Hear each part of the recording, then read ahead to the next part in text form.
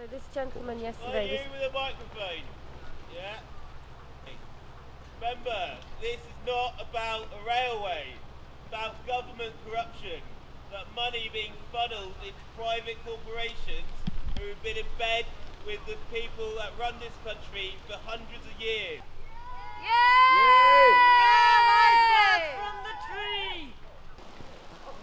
What is this about, Mark?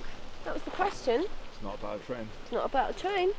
It's about the government's whole approach to what it funds, what it's happy to destroy.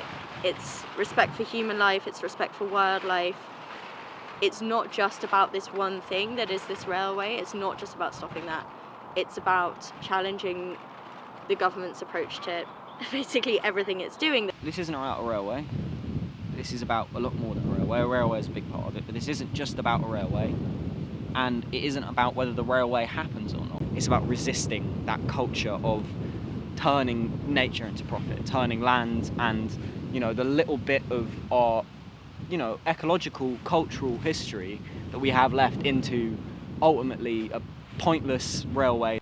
It's about money. It's about serving the tiny majority of the elites and putting the rest of us in their little boxes.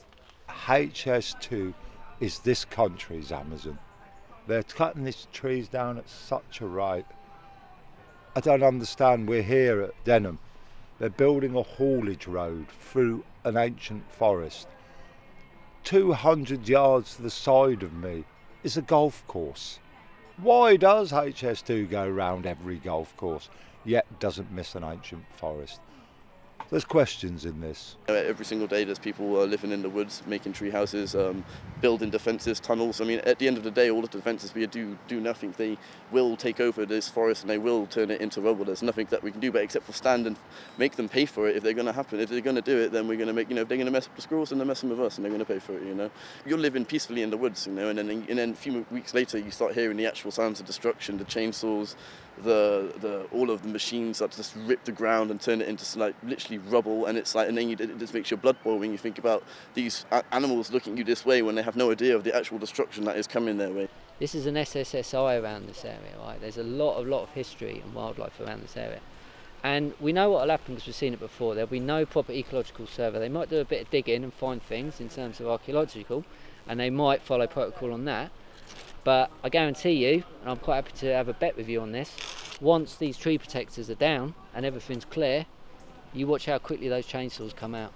In some places HS2 is half a mile wide and it will go over the top of the village, so we will lose businesses, we will lose cottages, we will lose our views of our woodland will all be cut down, we'll lose our memorial woodland, and on the bypass we're having a concrete factory. You want to talk about patriotism, people want to talk about, these bloody protesters. This is England. These trees are what we have left of our country. Some concrete island in the middle of the sea isn't England.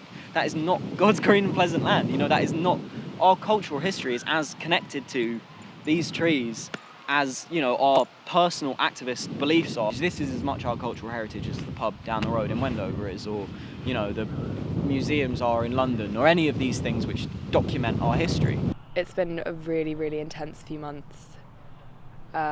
You just get completely consumed by it. You come down here, and I came down here for 5 days, and that was almost 4 months ago now. It really takes environmental activism and steps it up to a whole new level, especially for in this country, because we kind of so lose sight of the fact that we have front lines when it comes to ecological destruction. If we can set a precedent and get it into the public eye and cause them enough disruption that if then in the future they're okay, well, we're going to do this other thing that's similar, there's less likelihood of that happening. Climate emergency was declared last year by our government, by other governments throughout the world, and yet they do this.